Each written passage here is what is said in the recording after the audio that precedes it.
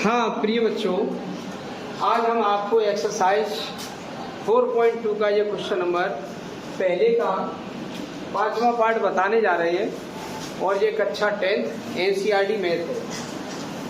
देखो क्या है, सबसे पहले ये देखते हैं यहाँ पर।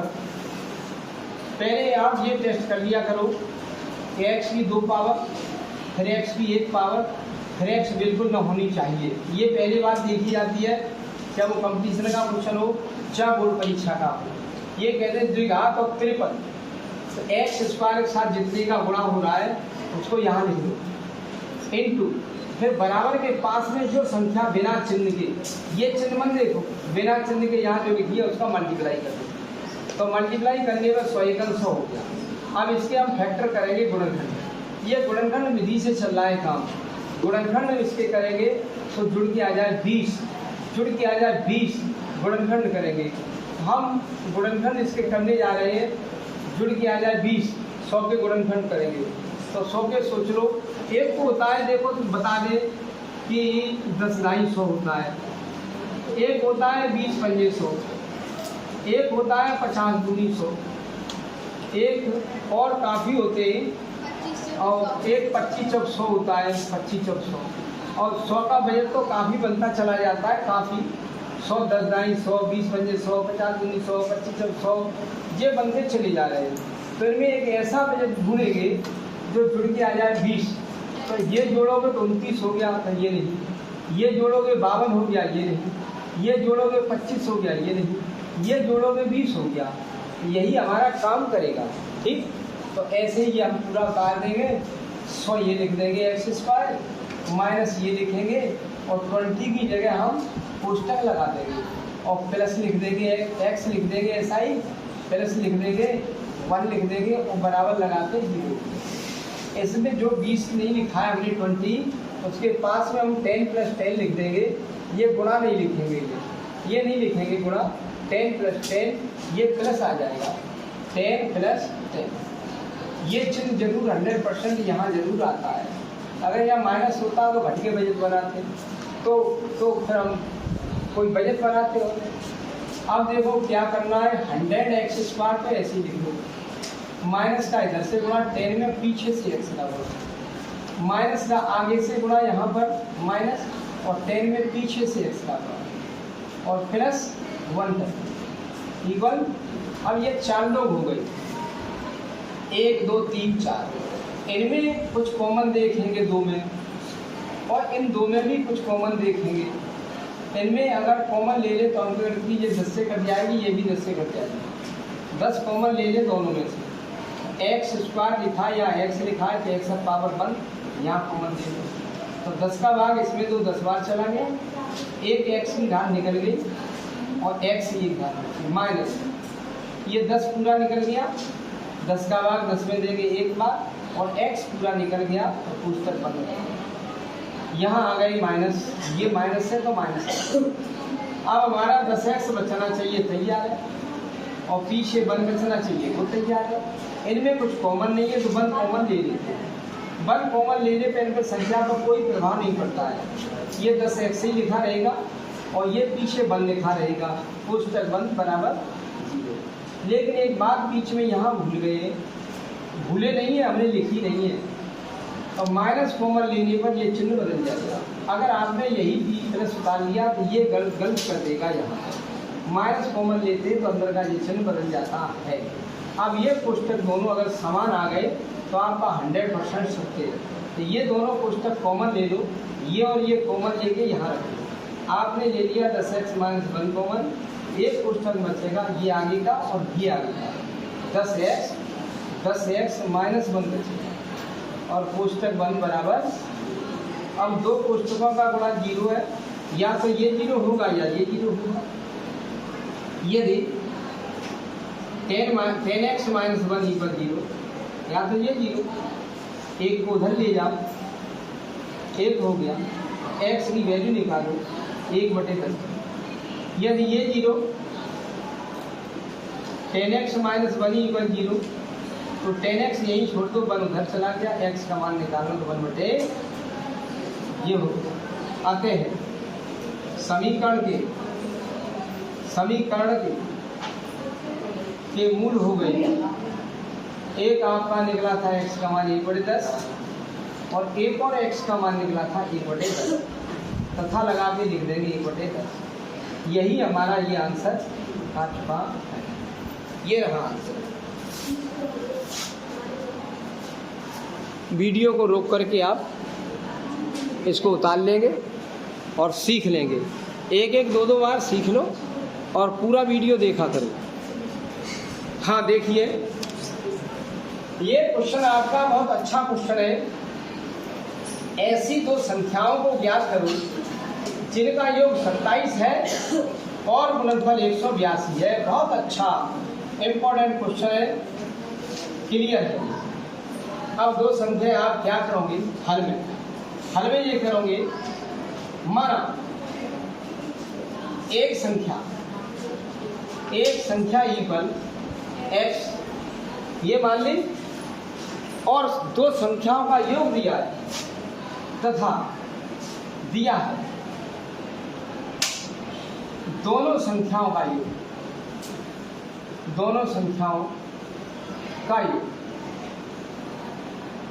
योग दे रखा है 20 से। दो संख्याओं का उनमें एक संख्या x है तो दूसरी संख्या हो जाएगी, दूसरी संख्या हो जाएगी हमारी।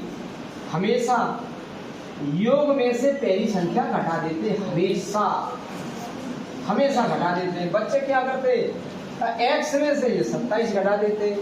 अरे x संख्या बहुत छोटी है और योग तो दो संख्याओं का ज्यादा है बड़ा, तो दूसरी संख्या निकालोगे तो 27 में से x घटाना पड़ेगा। जैसे मान लीजिए कि हम पर और आप पर दोनों पर रुपयों का योग 100 है।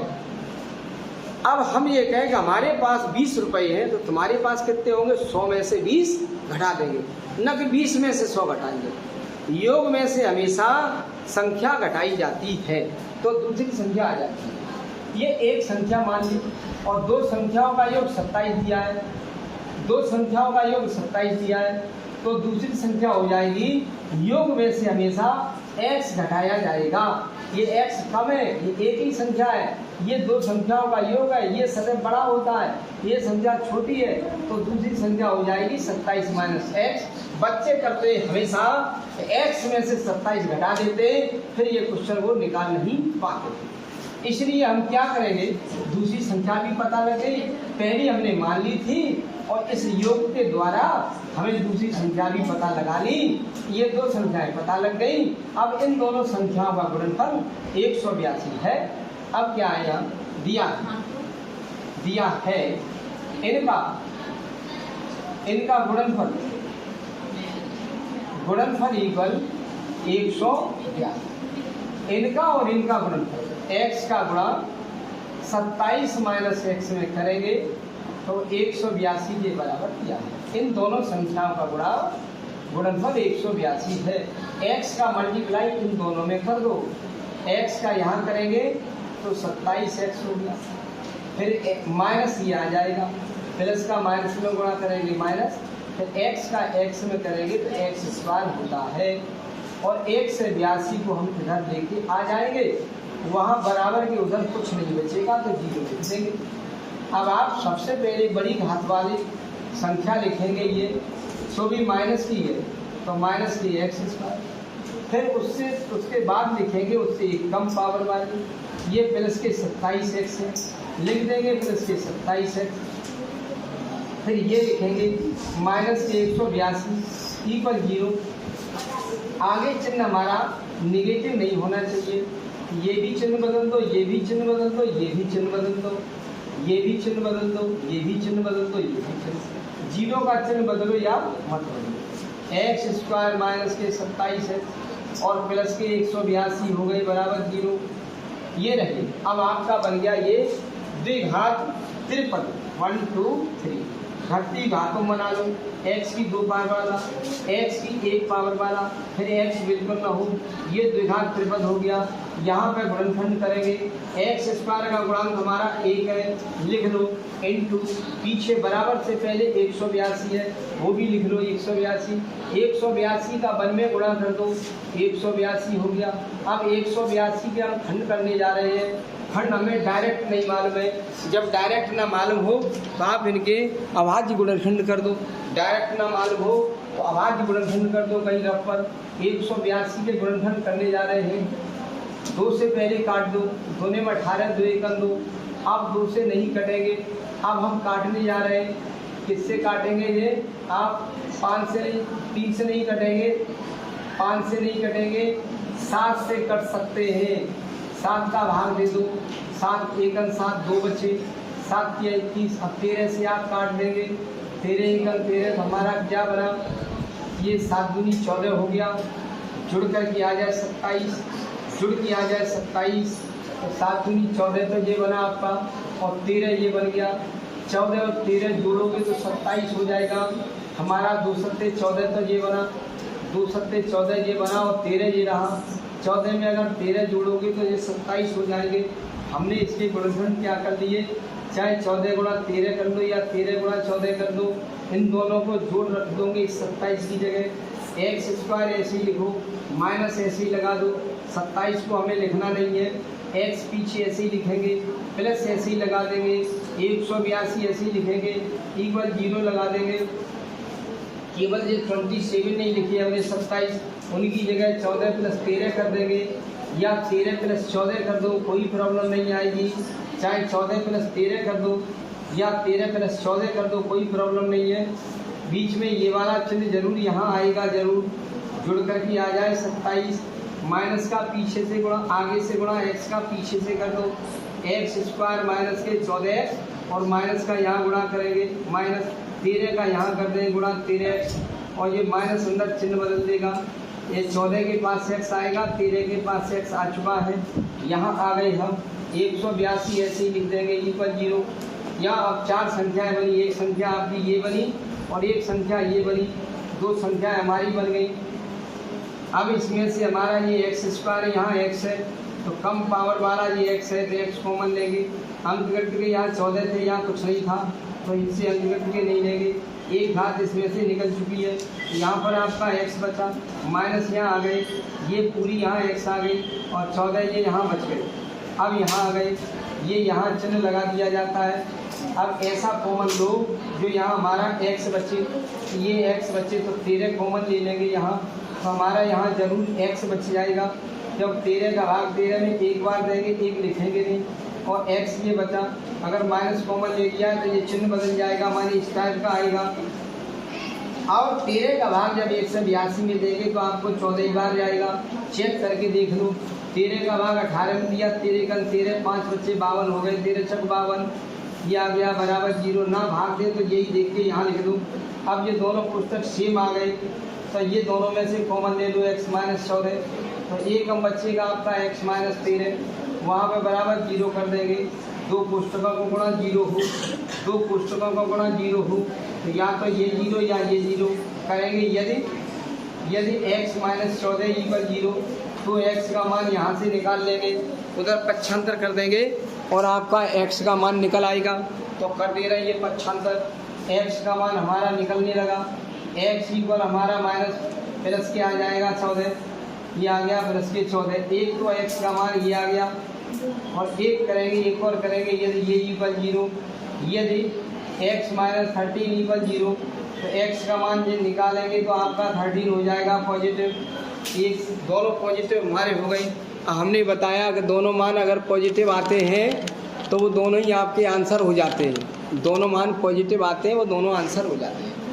या तो यही आंसर लिख दो, अगर ये आंसर नहीं लिख रहे दोनों, तो फिर x का मान 14 आप यहाँ रखेंगे और यहाँ रखेंगे, तो 27 से 14 घटेंगे, 13 बचेंगे, एक 14 हो जाएगा, एक 13। अगर आप ये x का मान 13 रखेंगे इस जगह 13, तो 13 यहाँ रखोगे, तो 27 में 13 जाएंगे, 14 बचेंगे। अगर ये 13 होगा तो 14 हो जाएगा, और ये 14 होगा तो 13 हो जाएगा। अगर आपके बोर्ड परीक्षा में कम समय करने का तो दोनों ही ये संख्याएं लिख देंगे 14 और 13 या 13 और 14 दोनों लिख दो। अगर समय है तो इन दोनों के x के मान यहाँ दोनों जगह रख दो धीरे धीरे बस। और बस ऐसे ही कर दो, ये दोनों ही मान लिख दो। आते बाद में लिख देंगे कहते हैं दोनों संख्याएं एक आपकी 13 हो गई और एक हो गई 14 तथा 14 वो दोनों मान हैं, तो आपकी ये दोनों मान हो गए। आपका ये हाई स्कूल में थोड़ा हुआ है मेथड, तो हाई स्कूल के लेवल से यही आंसर हमने दोनों बता दिए। और थोड़ा चढ़वड़ के होता कुछ ऊंची क्लास का, तो हम क्या करते कि जब 14 लें तब यहाँ रखेंगे यहाँ तो आपकी एक संख्या दूसरी संख्या निकल आएगी।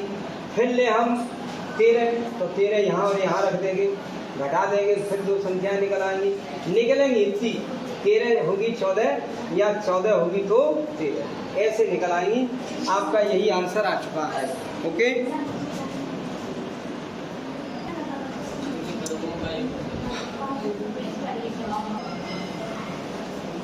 दो क्रमागत पूर्णांकों को ज्ञात करो जिनके वर्गों का योग 365 है। ये भी बहुत अच्छा है। माना दो क्रमागत पूर्णांक, एक मानते x, एक मानते x प्लस 1। अब देखो हम रटेंगे कैसे, कोई बात नहीं, मन रखो। क्रमागत में हम जैसे 1, 2, 3, 4, 5, 6, 7, 8, 9, 10, 11 चल रहा है। अगर आपने एक क्रमागत है, देखो इसमें इसका एक का अंतर, इससे ये एक ज़्यादा, इससे ये एक ज़्यादा, इससे ये एक ज़्यादा, इससे ये एक ज़्यादा, इससे ये एक ज़्यादा और इससे ये एक ज़्यादा, इससे ये एक ज़्यादा होता चला जा रहा है। अगर आपने किसी को x मान लिया तो आपका एक ज़्यादा होगा x प्लस 1। अगर आपने इसे x माना तो ये एक ज़्यादा, इससे तो दूसरा हो जाएगा हमारा x प्लस 1। जो क्रमागत पूर्णांक होते हैं वो यही मान लेते। अगर आपने ये x माना तो इससे ये एक ज़्यादा, तो आप इसका नाम हो जाएगा x प्लस 1। तो याद कर लो, जो क्रमागत पूर्णांक है क्रम से आए, इसके बाद ये, इसके बाद ये, इसके बाद ये, इसके आए तो एक x मानते, एक x प्लस 1 मानते, इससे एक ज़्यादा होता है, इससे एक ज़्यादा, इससे एक ज़्यादा, इससे एक ज़्यादा होता है। ये हो गया। आप क्या करेंगे, दिया क्या है, दिया है जिनके वर्गों का योग 365 है, इनके वर्गों का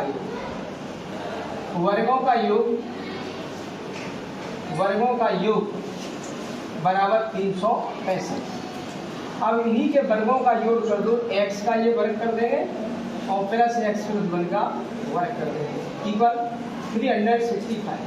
x का वर्ग तो x स्क्वायर हो गया, इसे भूल दो। पहली संख्या का वर्ग धन दूसरी संख्या का वर्ग धन 2 गुणा पहली गुणा दूसरी बराबर 365। x स्क्वायर ऐसे ही रहने दो, इसका वर्ग x स्क्वायर होता है, 1 का वर्ग 1 हो गया, 2 एकम 2x, ये 2x हो गया और इनको इधर लाओ, पक्षांतर कर लो 365 माइनस के हो गए बराबर 0। 1x स्क्वायर में 1x स्क्वायर जुड़ गया तो 2x स्क्वायर हो गया। फिर x वाला पर ढूंढ लो, ये वाला प्लस के 2x हो गया। फिर ऐसी संख्या देखो जिसमें बिल्कुल x ना हो, ये माइनस के ये प्लस के घट जाएगा, ये इसमें ऐड कर दिया प्लस के हो गए, ये अकेला है ये लिख दिया प्लस का है और 365 माइनस के ये प्लस का है तो घट जाएगा, इससे ये तो माइनस के बचेंगे 364। जब ज़्यादा वाले का चिन्ह करते हैं 0। गुणनखंड करने से पहले ये हल्के कर दो, 2 से कट रहे हैं 2 एकम 2, 2 एकम 2, 2 से काट दे रहे 2 एकम 2, 2 टे 16, 2 दूनी 4। आपका आ गया x square plus x minus के 182 इक्वल 0। 182 के हमने गुणनखंड किए, क्या गुणनखंड अभी किए थे पिछले उसमें, 182 के गुणनखंड किए। इन दोनों का गुणा कितना हो गया, इसका गुणा हमारा क्या है 1 और पीछे हमारा बराबर कितना है 182। इनके जब गुणा करोगे 182 का तो 182 आएगा। 182 के पिछले क्वेश्चनों में खंड किए थे तो 14 गुणा 13 या 13 गुणा 14 आया था। 14 गुणा 13 कह दो या 13 गुणा 14 तो घट कर के आ जाएगा 1। यहाँ कुछ नहीं लिखा तो 1 मानेंगे, घट के आ जाए 1 तो 14 में से 13 घटा देंगे तो हमारा यहाँ आ जाएगा 1x स्क्वायर प्लस यहाँ लिख देंगे 14 माइनस 13 और x लिख देंगे पीछे माइनस 182।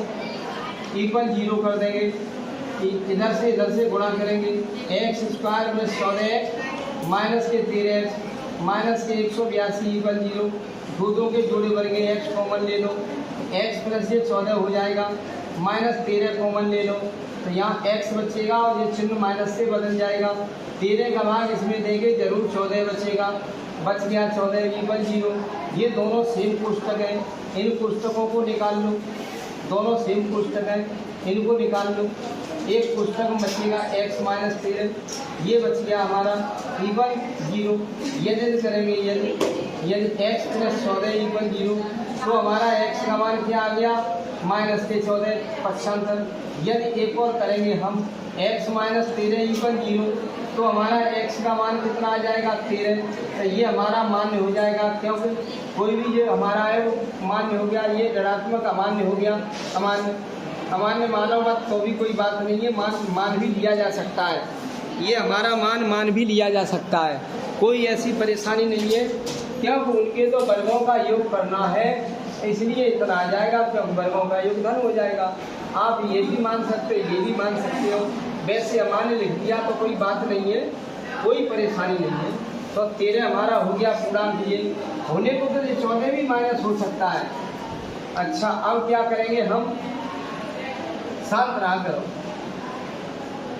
अब हम 13 ले रहे हैं, तो क्या लिखेंगे, अब कोई ये कहेगा नहीं ये गलत बता रहे, हमारा ये भी हो सकता है, क्योंकि वर्गों का योग लिखा है, वर्ग करने का प्रश्न भी हो जाएगा, ये भी तो अमान्य हम लिख दे रहे हैं, कोई बात नहीं है। और ये 13 ले लिया, इसलिए दो क्रमांक पूर्णांक यहाँ रख देंगे, दो क्रमांक पूर्णांक लिख देंगे, एक x माना था, एक x प्लस 1। अगर x की जगह 13 लिया हमने, तो ये हो जाएगा 13 प्लस 1, हमारा हो जाएगा 13,14। अगर अमान्य ना करो तुम, ये कहो हम तो भाई अमान्य नहीं कर रहे, हम तो ये भी मान ले रहे हैं, क्यों, इसने ये नहीं कहा कि धनात्मक पूर्णांक, धनात्मक पूर्णांक नहीं कहा है उसने, ऋणात्मक भी हो सकता है, या दो क्रमागत पूर्णांक वैसे आपने क्या लिखा था, x, x प्लस 1, x आपने अगर माइनस 14 माना है, माइनस 14, तो ये माइनस 14 में एक जुड़ेगा, तो ये माइनस 14 माइनस 13 भी हो जाएगा, तो ये भी हमारा खंड सही है। अगर धनात्मक पूर्णांक लिखा होता, अगर ये धनात्मक पूर्णांक लिखा होता, धनात्मक पूर्णांक, तो आपका अकेला यही आंसर होता। धनात्मक ऋणात्मक बारे में कोई बात नहीं लिखी है, तो आपका आंसर ये भी सही है, क्योंकि इनके वर्ग करके जोड़ोगे तो सदैव प्लस के आएंगे, इतना ही आ जाएगा, और इनके भी वर्ग करके जोड़ोगे तो भी प्लस के आएंगे, वो भी इतना ही आ जाएगा। इसलिए हमारा आंसर ये भी हो गया और हमारा आंसर ये भी हो गया। माइनस अगर हमने 14 ले लिया, या माइनस 14 और माइनस 14 प्लस 1, तो माइनस 14 और माइनस 13 आ गया। तो अगर आपने ये 13 ले लिया, तो 13 यहाँ रखेंगे, 13 प्लस 1 यहाँ रख देंगे, रखते इन्हीं में x का मान, चाहे x का मान 13 रखा जाए तो भी रखेंगे, और चाहे x का मान माइनस के 14 लिया जाए तो भी इन्हीं में रखेंगे। तो आपके ये दोनों आंसर हो गए, क्योंकि इनके वर्गों का योग दिया है तो सदैव पॉजिटिव आएगा, या न तो उसने धनात्मक का ऋणात्मक का, हमारे ये धनात्मक भी हो सकते हैं, ऋणात्मक भी हो सकते हैं, दोनों ये आंसर हो गए। और इनको आप वीडियो को रोक करके लिख लो, और चाहो कि हम ये नीचे वाला नहीं लिखेंगे तो कोई बात नहीं, मत लिखो, लेकिन पूरा का पूरा अगर हम लोग करेंगे तो पूरा हमारा यही है, हमारा आंसर पूरा, ठीक है। अब वीडियो को रोको और उसको नोट कर लो, समझ में ना आए 2 बार कर लो, और पूरा वीडियो देखा करो, ओके।